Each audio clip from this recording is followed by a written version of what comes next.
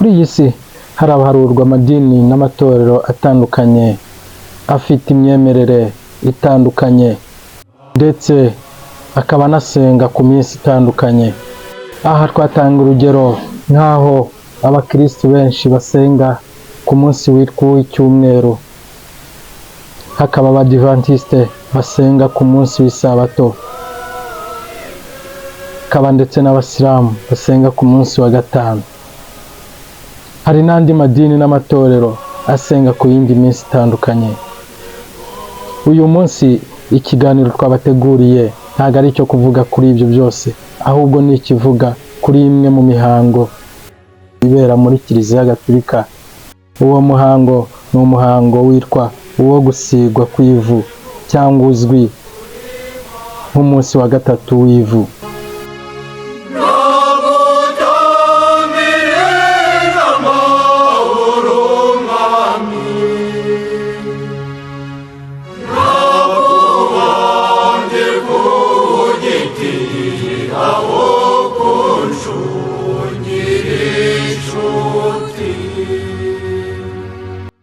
Uyu ni umunsi aho abakristo Gatolika batangira igisibo kimara iminsi 40 bazirikana ubuzima ndetse n'urugendo rwa Yezu yakoze ubwo rwamugejeje ndetse ku gupfira ku musaraba.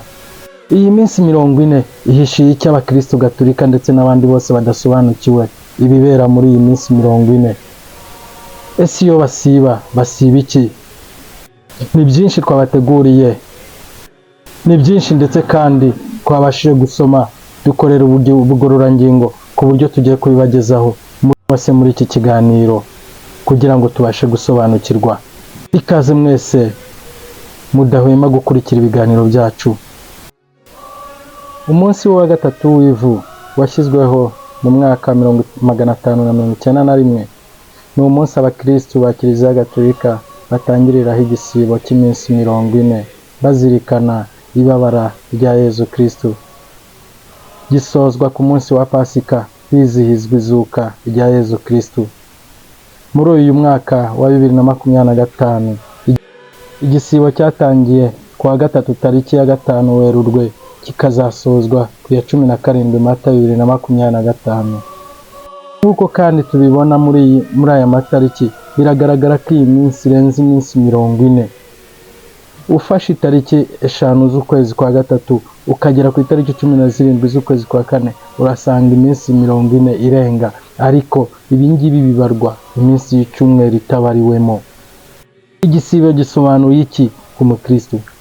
Igisibo ni igihe cy'ingenzi ku bakristo Gatolika ndetse n'abandi bose bagira umwanya wo gusiba, kuko kibategurira kwinjira mu birori bya Pasika, izuka rya Yezu Kristo. Izina ry'igisibo muri rusange rikomoka mu ijambo ry'ikilatini rivuga quadragesima, bisobanura 40. Igisibo rero gitangira ku munsi wa 40 mbere ya Pasika, ariko iyi minsi tukayibara tutabariyemo nyine iminsi y'icyumweru nk'uko twabivuze hejuru. Ku munsi wa gatatu w'ivu benshi mu bizihiza uyu muhango wo kwisiga ivu ni abakristo ba Kiliziya Gatolika, aho benshi muri bo bizera ko uyu muhango wo kwisiga cyangwa kwicara mu ivu wahozeho. Nubwo benshi mu batuye isi batajya bahuriza kuri imwe mu mihango ikorwa n'amadini ijyanye n'imyemerere yabo, ubushakashatsi bugaragaza ko mu ntangiriro z'ikinyejana cya 11 ibikorwa byakorwaga kuri uyu munsi wa gatatu w'ivu ntaho bitaniye cyangwa bitandukaniye n'ibikorwa muri iki gihe. Kuri ubu uwa gatatu w'ivu urangwa n'isigwa ry'ivu ku gahanga rishushanyije mu buryo bw'umusaraba ku bakristo, aho bikorwa mu gitambo cya misa. Iryo vu rikaba riva mu mashami y'ibiti cyangwa se amashami y'imikindo iba yaratanzwe ku munsi w'amashami w'umwaka wabanjirije uyu nguyu w'iki gikorwa cy'uyu munsi. Kuva kera uyu muhango wo gusigwa ivu cyari ikimenyetso cyo kwihana no guca bugufi imbere y'umusumba byose, cyangwa se no kugaragaza ko uri umunyantege nkeya ariko ukeneye imbabazi z'umusumba byose. Mu gihe cyo hambere umuhango wo gusigwa ivu ntabwo wahise uhuzwa n'itangira ry'igisibo, ahubwo wahujwe n'itangira ry'igisibo ahagana mu mwaka wa 300. Muri kiliziya zinyuranye z'isi, umunsi wa gatatu w'ivu wabaga ari umunsi wo gufungira amasakaramentu abakristu banyuranye bagiye bakora ibyaha bitandukanye. Ahagana mu kinyejana cya 7, ku wa gatatu w'ivu abakristu bahabwaga penetensiya, hanyuma bagashyirwa ku mugaragaro na musenyeri mu bihannye, bakitegura kwakira imbabazi ku wa 4 mutagatifu. Uyu wa 4 mutagatifu ni umwe mu minsi igaragara mu cyumweru gitagatifu, icyumweru kibanziriza umunsi mukuru wa Pasika, cyangwa se aho twizihiza izuka rya Yezu. Uyu wa 4 mutagatifu ni wo munsi Yezu yasangiye n'intumwa ze bwa nyuma, ndetse ni nawo munsi Yezu yaremye Ukaristiya, bityo anarema isakaramentu ry'ubusaserdoti.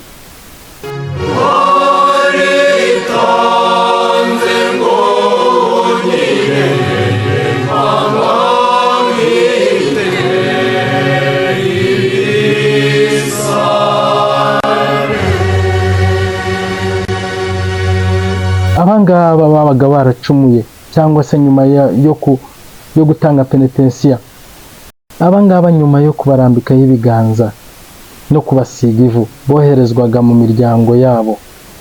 Abihanaga babaga mu nkengero z'imiryango yabo mu minsi 40, bakisiga ivu, bakitwikira imifuka, bakiyiriza, bakanabuzwa ibintu bitandukanye nko koga cyangwa kogosha umusatsi wabo. Nk'uko tubisoma mu bitabo bitagatifu bizirikanwa kuri uyu munsi wo gusigwa ivu, aho dusoma mu gitabo cya mbere cya Yoweri umutwe wa 2 umurongo wa 12 kugera ku 18, turahasanga amagambo atugaragariza inkomoko n'impamvu y'igisibo, aho bagira bati: na n'ubu kandi uwo n'Uhoraho bivuze, nimungarukire n'umutima wanyu wose,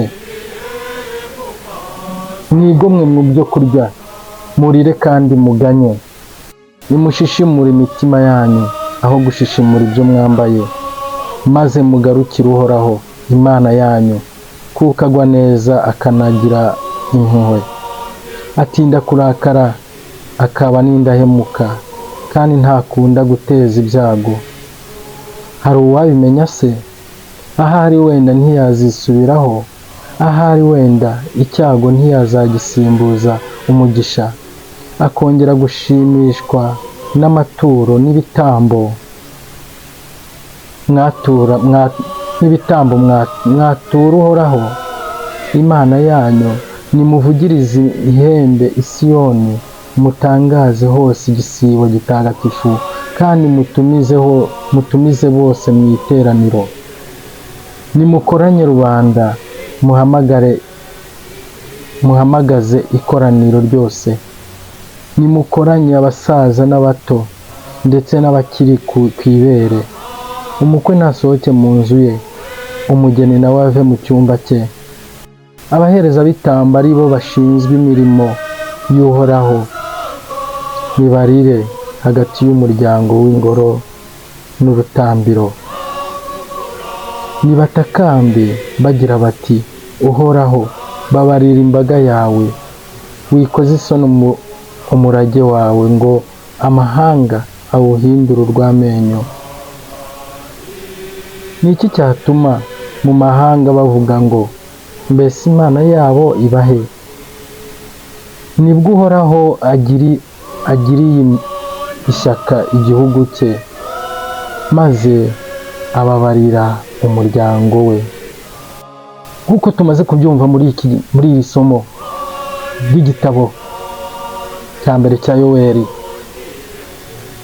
igihe cyo gusiba ni igihe cyo kuzirikana ku bibi byose twakoze ndetse tukabisabira imbabazi, dukora imigenzo itandukanye nk'uko tubashije kuyumva muri iri somo, kwicuza, kwigomwa ndetse dusenga kandi twiyiriza, nk'uko kandi umwanditsi wa Zaburi abitubwira muri Zaburi ya 50 mu dukubo 51 umurongo wa mbere kugera ku wa 4 ndetse n'umurongo wa 5 kugera ku murongo wa 6. Iyi Zaburi cyangwa se umwanditsi wa Zaburi atubwira amagambo meza aho agaragazamo uburyo buciye bugufi bwo gusaba imbabazi Imana ndetse no kugaragariza Imana ko bwiwe ntacyo yakimarira. Aragira ati, Mana yanjye ngirira imbabazi ukurikije ineza yawe, kubera impuhwe zawe nyinshi umpanagureho ibyaha byanjye, nyuhagiraho wese ibicumuro byanjye, maze unkize icyaha nakoze, kuko nemeye ibicumuro byanjye, icyaha cyanjye kimpora imbere, uwo nacumuyeho ni wowe wenyine, maze ikibi wanga mba ari cyo nkora. Mana yanjye ndemamo umutima usukuye, maze umvugururemo ibitekerezo biboneye. Ntunyirukane ngo unte kure yawe, cyangwa ngo unkuremo umwuka wawe uzira inenge, ahubwo mpa kwishimira ko nakijijwe, kandi unkomezemo umutima wuje neza. Nyagasani bumbura umunwa wanjye, maze akanwa kanjye gatangaza ibisingizo byawe. Ibi byose babikoraga bambaye amagunira ndetse bisize ivu nk'ikimenyetso cyo guca bugufi imbere y'Umusumba byose. Kuri uyu munsi wa gatatu w'ivu muri Kiliziya Gatolika ku isi yose, ni umunsi wa gatatu, ni umunsi ubimburira iminsi 40 y'igisibo, iminsi abakristo bamara basenga, bihana, bigomwa kandi basiba. Muri icyo gihe cyose cy'iminsi 40, amasomo matagatifu ashishikariza abakristo gusenga ubutadohoka, gufashanya, gusangira, kwihana bijyana no kwibabaza, kwitsinda no kwigomwa. Ibi byose bigakorwa mu byishimo no mu ibanga, aho mu buryo bw'amahanga babivuga ko ari non ostentation. Intego ni ukwereka Imana yo ireba mu mitima ya bose ko twanze ikibi, twanze icyaha, twisubiyemo, twiyemeje kuba abakristo bazima kandi bafasha abandi guhinduka bakaba abakristo beza. Ko twabibonye ko tuzirikana isomo ryo mu gitabo cya Yoweri wa mbere umutwe wa 2 umurongo wa 12 kugeza ku murongo wa 18. Aha turazirikana kandi n'ivanjiri ya Matayo umutwe wa 6 umurongo wa 1 kugera ku wa 6 n'umutwe wa 16 kugera ku wa 18. Iyo ukurikiye inyigisho zitangwa ahatandukanye kuri uyu munsi wa gatatu w'ivu, usanga henshi inyigisho zitangwa ari izishishikariza abakristo gukora imigenzo mitagatifu kandi myiza igamije kwigomwa no kwisubiraho no guhinduka twamaze kuvuga hejuru. Ikindi kandi abasaserdoti tanga inyigisho zitandukanye, aho nk'inyigisho dufatiraho urugero ari inyigisho umusaserdoti yatanze, aho izi nyigisho zose zigamije kwihana ndetse no kwicuza yazihimiye mu ngingo enye. Izo ngingo enye, iya mbere iragira uti gusanga Imana n'umutima wawe wose. Ingingo ya kabiri, gushishimura imitima aho gushishimura imyambaro. Ingingo ya gatatu, mu izina rya Yezu Kristo twiyunge n'Imana. Ingingo ya kane ikagira iti guharanira ubutungane, guharanira ubutagatifu. Ahangaho umusaserdoti aragira ati ku ruhande rw'Imana urukundo rurasembereye, nicyo cyatumye itwoherereza umwana wayo w'ikinege ngo aze kuducungura, adukize ubwandu bwose. Duharanire rero ubutagatifu kuko ari bwo buzatugeza mu ijuru. Umusaseridoti arakomeza kandi avuga ngo bakristo bavandimwe, iki gisibo dusaba kuzirikana ku rukundo Imana yadukunze maze tukayirukunda tutarufunguye, mbese tutarumenyemo utuzi. Turasabwa kuyikunda tutiziganya, kwanga ikibi icyo ari cyo cyose cyakwangiza urwo rukundo. Icya mbere ni icyaha, tukirinde maze tukirinde n'abandi. Nk'uko kandi ubusesenguzi bwakozwe bubigaragaza, turagaruka ku munsi cyangwa ku kimenyetso cy'umubare 40. Uyu mubare 40 nk'uko abakristo ubu ngubu barimo bazirikana iminsi 40 y'igisibo bazamara, aho bazirikana Yezu, iminsi Yezu yamaze mu butayu ageragezwa na Sekibi, ariko iyi minsi akayimara asenga. Ariko nanone uyu mubare 40 muri Bibiliya ukoreshwa cyane, muri Bibiliya ugarukamo kenshi, nkaho tuwusanga aho umwuzure wabaye. Ibi turabyibuka mu masomo atandukanye avuga ku mwuzure wabaye mu gihe cya Nowa, aho wamaze iminsi 40 n'amajoro 40. Aha kandi turagaruka ku munsi wa 40, aho Mose yamaze iminsi 40 n'amajoro 40 ku musozi imbere y'Imana, ikamuhishurira ibisate by'amategeko ndetse na Torah. Byerekeza kandi ku myaka Abayisiraheli bamaze mu butayu igihe bavaga mu gihugu cya Misiri, aho bari barajyanywe bunyago. Nk'uko tumaze gusobanukirwa neza icyo gisibo ari cyo, ndetse n'imigenzo isabwa abakristo gukurikiza muri iyi minsi 40 y'igisibo. Igisibo umukristo asabwa kubaho mu migenzo myiza, asabwa kubaho mu migenzo myiza bitarimo kubitegekwa, ahubwo akabikora bijyanye n'uko we yiyumva kandi agamije guhindukirira Imana, akava mu kibi. Uyu munsi wa gatatu w'ivu kandi ntugira itariki idahinduka uberaho, ari nako kandi umunsi wa Pasika nawo utagira umunsi udahinduka iberaho, ahubwo biterwa n'igihe gishyirwaho n'ubuyobozi bukuru bwa Kiliziya Gatolika. Ariko kandi iyi minsi nk'uko tugenda tureba mu minsi yagiye ibaho, mu minsi Pasika yagiye ibaho, dusanga ko nta gihe na kimwe yigeze ijya kure y'ukwezi kwa 4 ndetse n'ukwezi kwa 3 n'impera z'ukwezi kwa 3. Reka muri aka kanya tugaruke kandi ku munsi witwa umunsi w'amashami. Umunsi mukuru w'amashami uba ku cyumweru kibanziriza umunsi mukuru wa Pasika, ugakurikirwa n'icyumweru gitagatifu. Iki cyumweru gitagatifu aho abemera bazirikana ububabare bwa Yezu bwuzuye. Iyi minsi mitagatifu cyangwa se iki cyumweru gitagatifu, iminsi ikunda kwizihizwa ni umunsi wa 4, aho tuzirikanaho Yezu asangira n'intumwa ze bwa nyuma, ari naho dufata nk'ariho yaremye Eucharistia. Kuri uyu munsi wa 4 kandi mutagatifu niho Yezu yaremye isakaramentu ry'ubusaseridoti. Turongera kuzirikana kandi umunsi wa 5, umunsi wa 5 mutagatifu, umunsi umwe rukumbi tuzabagarukiraho mu kiganiro kirambuye, aho muri Kiliziya Gatolika habaho umuhimbazo. Uyu ni wo munsi wonyine, umunsi tuzirikana urupfu rwa Yezu, umunsi igitambo cya misa kidaturwa, ahubwo hakorwa umuhimbazo. Aha ngaha Yezu tuzirikana ko ataba ari muzima, ahubwo aba ari mu mva. Uyu munsi wa 5 tuzawubagarukiraho mu buryo burambuye.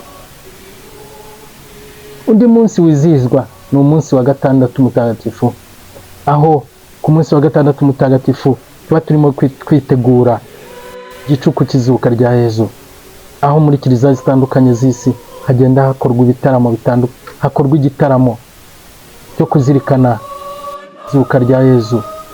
Kuri uyu munsi wa 6 kandi muri icyo gitaramo ni naho haririmbwa Gloria, nyuma y'uko mu gihe cy'iminsi 40 ibishize Gloria iba yarahagaritswe iyi minsi mitagatifu itatu idushyikiriza ibirori bya Pasika, izuka rya Yezu Kristo, umwana w'Imana waje muri iyi si kugira ngo aze kuducungura. Iminsi y'igisibo ni iminsi yo kuzirikana ku mpuhwe z'Imana ndetse no gusaba imbabazi aho bitagenze neza.